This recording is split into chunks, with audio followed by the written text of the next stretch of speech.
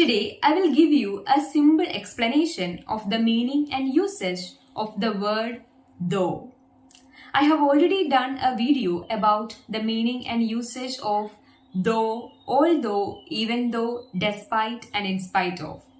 If you haven't watched that video, then I highly recommend you go and watch that video first. Now, talking about this video lesson, this is exclusively for the word though. The meaning of though is similar to although, even though, despite, and in spite of. They all use to explain the contrast between two statements. But though is commonly used in informal or casual conversations, while others are used in formal English. So when we speak English in a friendly or informal setting, then we can use the word though. There are 4 different ways in which you can use the word though. Let's start with the first way. The first way in which you can use the word though is at the start of a sentence. For your better understanding, let's look at some examples. Though she studied hard, she failed the interview. Here we use the word though at the beginning of a sentence, right? At the start of a sentence. And this sentence has 2 contrasting statements. Did you notice that? 2 contrasting statements means 2 opposite statements. Though she studied hard, she failed the interview. She studied hard, so she was supposed to clear the interview. But unfortunately, she couldn't. She failed the interview. So something opposite happened, right? So to connect these 2 statements that are completely opposite, we can use the word though. Let's have a look at one more example. Though tired, I went for a walk. Again, a sentence with 2 opposite statements. Normally, we don't go for a walk if we are tired, right? But in this sentence, it says that though I was tired, I went for a walk. We connected these 2 opposite statements by adding though at the beginning of a sentence. So this is the first way of using the word though in a sentence. Now moving on to the second way of using though. The second way of using though is in the middle of a sentence. We can use the word though in the middle of a sentence to replace the word however or but. Let's look at some examples. She studied hard though she failed the interview. We can also say the same statement using but or however. Let's see. She studied hard but she failed the interview.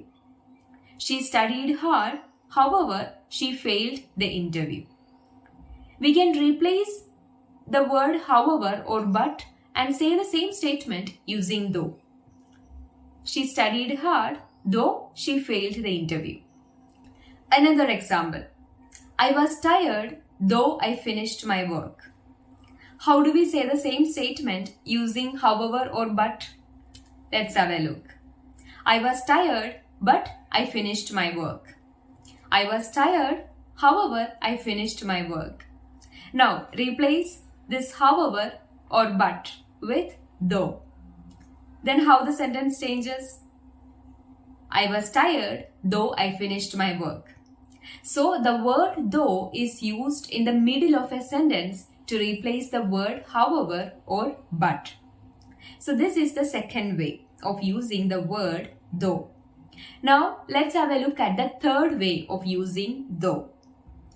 The third way, though can be used at the end of a sentence. But how do we use that? In what scenario? Well, I will tell you. But let's better understand it through some examples. First example. I just had some water. Thanks though.